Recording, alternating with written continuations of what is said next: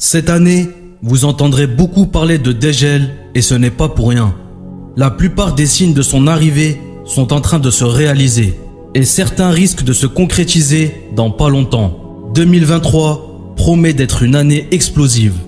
Ces dernières années, nous assistons à des évolutions technologiques très impressionnantes. Par exemple, avec l'intelligence artificielle qui peut nous aider dans notre quotidien, avec la 5G qui nous permet de nous connecter encore plus rapidement, avec les drones et les robots qui ont transformé de nombreux secteurs, notamment la livraison, l'agriculture et la surveillance, ou encore la biotechnologie qui a fait des avancées énormes dans le traitement de nombreuses maladies.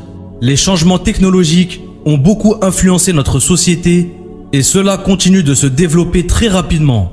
Mais récemment, des gens sur Facebook et Twitter ont partagé une vidéo qui montre un projet appelé Ectolife, qui serait une usine à embryons humains. Ces publications mentionnent que Ectolife serait la première entreprise de fabrication de bébés, que les parents auront la possibilité de choisir la taille, l'intelligence et la force de leur bébé. Ils ont aussi dit que l'usine pourrait produire jusqu'à 30 000 bébés par an. Ectolife permettrait donc aux personnes qui ne peuvent pas avoir d'enfants d'en avoir. Mais cette information n'est pas vraie. Elle a juste été sortie de son contexte par les gens sur Twitter. En fait, l'homme derrière le projet s'appelle Hachem El-Ghaili. Il se présente comme un producteur, réalisateur de films et communicant scientifique basé à Berlin. Il a expliqué à plusieurs reprises que Ectolife n'existe pas et que le concept a été créé pour imaginer le futur. Mais ce qui est intéressant dans ses paroles et qui doit nous alerter, c'est qu'il a dit s'être inspiré de travaux scientifiques qui, eux, sont bien réels. Ça veut dire que des scientifiques sont en train de travailler sur de tels projets. Et vu les récents progrès de la science et de la technologie qu'on connaît tous, on peut aussi se dire qu'un jour, ça va finir par se produire. Avez-vous déjà vu la série Black Mirror? C'est une série de science-fiction qui essaye de comprendre comment serait le monde lorsque la technologie aura dépassé l'homme. Dans chaque épisode, ils produisent des scénarios qui pourraient se dérouler dans le futur. Et il y a des épisodes où ils ont prédit des choses, comme le crédit social en Chine, les votes en ligne et la manipulation de l'opinion publique, ou encore les appareils de suivi personnel pour surveiller et contrôler les gens. Tout ça est terrifiant, mais ça nous prouve aussi que l'homme est la meilleure des créatures d'Allah. Et lorsqu'il prend conscience de son intelligence, ses capacités de création peuvent sembler illimitées.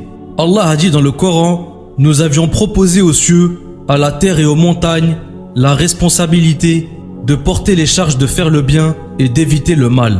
Ils ont refusé de la porter et ont eu peur, alors que l'homme s'en est chargé, car il est très injuste envers lui-même et très ignorant. Subhanallah, l'homme porte une charge que les autres créatures ont eu peur de porter.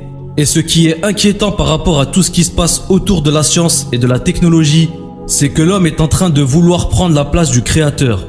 Et c'est une étape très cruciale vers la mécréance. Cela nous rappelle qui? Dajjal, le faux messie.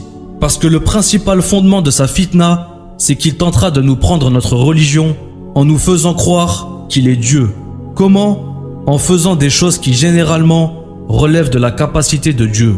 Mais en tant que musulmans, nous ne connaissons aucune autre divinité en dehors d'Allah.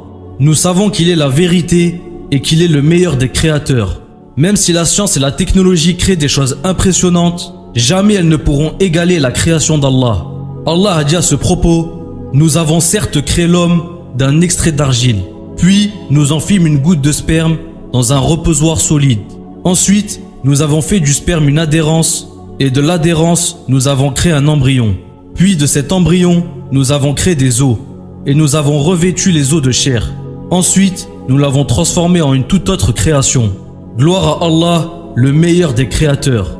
N'oubliez jamais que tout ce qui concerne le faux messie est un test d'Allah, pour savoir qui sont les vrais croyants. Et ce test, nous sommes déjà en train de le vivre en ce moment, car il y a une différence entre le vrai et le faux. Et Allah reste toujours le plus savant. Que la paix soit sur vous et vos familles. Wassalamu alaikum.